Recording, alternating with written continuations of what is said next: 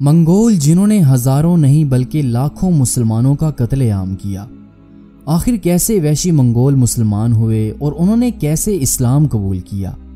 آئیے آج کی اس ویڈیو میں ہم جانتے ہیں۔ منگولوں میں اسلام کی آمد 12ویں صدی عیسوی میں مسلمان تاجروں کے ہاتھوں ہوئی۔ مسلمان تاجروں نے منگولوں میں کپڑے اور برتنوں کی تجارت شروع کی اور بدلے میں انہیں منگولوں سے جانوروں کی کھالیں ملتی تھیں۔ اس کے بعد جب چنگیز خان نے منگولوں کو متحد کر کے منگول سلطنت کی بنیاد رکھی تو آس پاس کے علاقوں پر حملے کر کے اس نے منگول سلطنت کو وسیع کیا، جس کے بعد مسلمان تاجروں نے وسیع پیمانے پر منگولوں کے ساتھ تجارت شروع کی۔ اس پر چنگیز خان نے انہیں انعام و اکرام سے نوازتے ہوئے مسلمان تاجروں کی حوصلہ افزائی کی۔ 1218 عیسوی میں جب چنگیز خان کے کمانڈر سبوتائے نے تاریم تاس میں مغربی لیاؤ سلطنت کے بادشاہ کو شکست دی تو منگول سلطنت کی سرحدیں خوارزم سلطنت کے ساتھ مل گئیں اور جلد چنگیز خان نے خوارزمی سلطنت کی اینٹ سے اینٹ بجاتے ہوئے آدھی سے زیادہ سلطنت پر قبضہ کر لیا، اور چنگیز خان کی موت کے بعد اس کے پوتے ہلاکو خان نے 1250 عیسوی میں خوارزمی سلطنت پر مکمل قبضہ کر لیا۔ 1258 عیسوی میں ہلاکو خان نے بغداد شہر پر حملہ کرتے ہوئے نہ صرف تمام مسلمانوں کو قتل کر دیا بلکہ اس نے عباسی خلیفہ کو بھی قتل کرنے سے دریغ نہ کیا۔ 1250 عیسوی میں اگر اس وقت کے نقشے پر نظر ڈالی جائے تو زیادہ تر مسلمان علاقے منگول خان کے قبضے میں آ چکے تھے۔ منگولوں کی ایک خاص خصوصیت یہ تھی کہ منگولوں نے مذہب کے بارے میں ہمیشہ نرم رویہ اختیار کیا۔ آخر کیسے مغربی ایشیا میں بہت سے منگولوں نے اسلام قبول کیا؟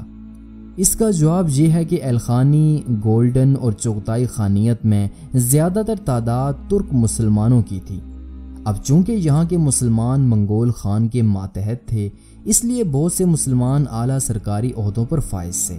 ہزاروں مسلمان منگول فوج میں بھرتی تھے۔ مسلمانوں کے علاوہ عیسائیوں اور بدھ متوں کی تعداد کچھ زیادہ نہ تھی۔ اعلیٰ سرکاری افسران اور منگول فوج میں موجود مسلمان زیادہ تر ترک اور باقی ایرانیوں نسل تھے۔ محمود خوارزمی اور ان کا بیٹا مسعود اور عبد الرحمن یہ تینوں مسلمان وسط ایشیا میں منگول سلطنت کے گورنر تھے۔ یہ تینوں مسلمان گورنر صرف منگول خان کو جواب دہ تھے۔ بہت سے قابل مسلمان منگول شہزادوں کے اتالیق بھی مقرر ہوئے۔ منگولوں اور ان کے نوکروں کے اسلام میں داخل ہونے کا پہلا واقعہ 1240 عیسوی میں ملتا ہے۔ پہلا شخص جو مسلمان ہوا تھا وہ منگول نہیں بلکہ ایغیور کارگز تھا، جو کہ اوغدائی خان کی جانب سے خراسان کا گورنر مقرر کیا گیا تھا۔ یہ منگول سلطنت کی تاریخ کا پہلا ایسا واقعہ تھا جہاں سرکاری سطح پر ایک منگول گورنر نے اسلام قبول کیا تھا۔ کارگز مسلمان ہونے سے پہلے بدھ مت تھا۔ ایک اور تاریخی حوالہ جو کہ امام جوینی سے ملتا ہے وہ یہ ہے کہ جب باتو خان نے 1241 عیسوی میں ہنگری کے خلاف موہی کے مقام پر منگول فوج جمع کی تو منگول روایات کے مطابق اس نے پہاڑ کی چوٹی پر نیلے آسمان سے مدد کی دعا کی، اور ساتھ ہی اس نے اپنی فوج میں موجود مسلمان سپاہیوں سے جنگ میں فتح کی دعا بھی کروائی۔ اب ہو سکتا ہے کہ یہ منگول سپاہی ہوں جنہوں نے اسلام قبول کیا تھا، یا پھر ہو سکتا ہے کہ یہ مسلمان ہوں جن کو منگولوں نے وسط ایشیا سے اپنی فوج میں بھرتی کیا تھا۔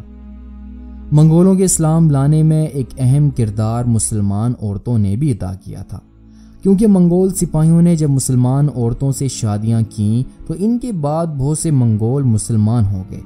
منگول تاریخ میں ایک اور اہم کردار برقے خان کا ہے، جو کہ چنگیز خان کا پوتا تھا۔ برقے خان گولڈن ہورڈ سلطنت کا خان تھا جس نے سب سے پہلے خان کے طور پر اسلام قبول کیا تھا۔ اسلام لانے کے بعد برقے خان نے اپنے چچا زاد ہلاکو خان کے ساتھ کفکاز کے پہاڑوں میں کئی ایک جنگیں لڑیں۔ برقے خان نے سیف الدین باخرزی کی وجہ سے اسلام قبول کیا تھا۔ سیف الدین باخرزی ایک عالم دین اور شیخ تھے۔ وہ بخارا میں تقریباً 40 سال تک مقیم رہے۔ مزید یہ کہ حکمران طبقے پر ان کا بہت سا اثر و رسوخ بھی تھا۔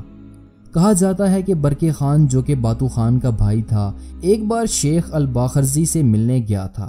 اس ملاقات کی وجہ سے گولڈن ہورڈ یعنی کہ اردوائی زرین کے طاقتور خان نے اسلام قبول کر لیا تھا۔ مسلمان ہونے کے بعد برقے خان اور مملوک سلطنت کے درمیان سفارتی تعلق قائم ہوئے اور دونوں مسلمان ریاستوں نے ہلاکو خان کے خلاف مل کر جہاد جاری رکھا۔ برقع خان کی ہلاکو خان سے جنگ کی ایک بڑی اور اہم وجہ بغداد کی ہلاکو خان کے ہاتھوں تباہی اور عباسی خلیفہ کا قتل تھا، جس پر برقع خان سیخ پا ہو گئے تھے۔ یہ اسلام لانے کی طاقت ہی تھی جو برقع خان ہلاکو کے سامنے کھڑا ہو گیا تھا۔ حالانکہ چنگیز خان کے قوانین کے مطابق منگول کبھی بھی آپس میں جنگ نہیں لڑ سکتے تھے۔ برقع خان نے ہلاکو خان کے ساتھ 3 سال مسلسل جنگیں جاری رکھیں اور قفقاز کے علاقوں پر قبضہ کر لیا۔ 1280 عیسوی تک بیشتر منگول خانیت مسلمان ہو چکی تھیں۔ 1280 عیسوی میں الخانی خان تقودار اغلن اور گولڈن ہورڈ سلطنت میں منگو خان مسلمان ہو چکے تھے۔ تقودار اغلن ہلاکو خان کا پوتا اور اباکا خان کا بیٹا تھا۔ اباکا خان کی موت کے بعد جب تقودار اغلن خان بنے تو اس وقت رشید الدین سرکاری طبیب کی حیثیت سے کام کر رہے تھے۔ رشید الدین کی کوششوں کی وجہ سے تقودار اغلن جو کہ پہلے عیسائی تھے، انہوں نے اسلام قبول کیا اور اپنا نام احمد خان رکھا۔ تقودار اغلن کے بعد حکومت آرغون خان، گے خاتو، بائدو آغول اور پھر الجائتو خدا بندہ کے ہاتھ میں آئی۔ لیکن ناظرین، جہاں غازان خان کے بھائی الجائتو کے مسلمان ہونے کی داستان سب منگول شہزادوں جنہوں نے اسلام قبول کیا تھا سے کچھ مختلف ہے۔ ہوا کچھ یوں کہ الجائتو کے باپ آرغون خان نے الجائتو کو بچپن میں نسوری عیسائی بنا دیا تھا اور اسے نکولس کا نام دیا تھا، اور جب وہ سن بلوغت میں پہنچا تو اس نے بت مت مذہب اختیار کر لیا اور اپنا نام تبدیل کر کے اس نے اپنا نیا نام الجائتو رکھ ڈالا۔ جب الجائتو کی مسلمان عورت کے ساتھ شادی ہوئی تو وہ سنی مسلمان ہو گیا اور اس نے اپنا نام خدا بندہ رکھ ڈالا۔ لیکن سنی مسلمان بننے کے بعد وہ حنبلی اور شافی مسلک میں الجھ کر رہ گیا اور 1309 عیسوی سے پہلے وہ پھر بدھ مت میں چلا گیا۔ 1309 عیسوی میں الجائتو بدھ مت سے شیعہ مسلمان بن گیا، لیکن اپنی وفات 1316 عیسوی سے پہلے الجائتو خدا بندہ واپس سنی مسلمان ہو گیا اور اسی میں اس کی وفات ہوئی۔ غازان خان کا دور حکومت جو کہ 1296 سے 1304 عیسوی تک کا ہے، اس دوران الخانی سلطنت ایک اسلامی سلطنت بن چکی تھی۔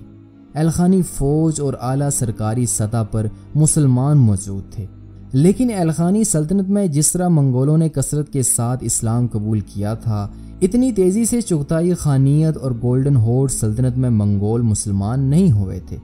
لیکن گولڈن ہورڈ یعنی کہ اردوائے زریں میں اسلام ازبک خان کے دور میں تیزی کے ساتھ پھیلا۔ ازبک خان دراصل اردوائے زریں کے سب سے طویل عرصے تک حکومت کرنے والے خان تھے، جن کے دور حکومت میں یہ ریاست اپنے عروج پر پہنچ چکی تھی۔ ازبک خان کے مسلمان ہونے کے بعد گولڈن ہورڈ سلطنت کے اختتام تک اس سلطنت کے تمام حکمران مسلمان تھے۔ ازبک خان نے تخت سنبھالنے کے بعد سلطنت میں اسلامی شریعت نافذ کی اور غیر مسلموں کے ساتھ اچھا سلوک کیا۔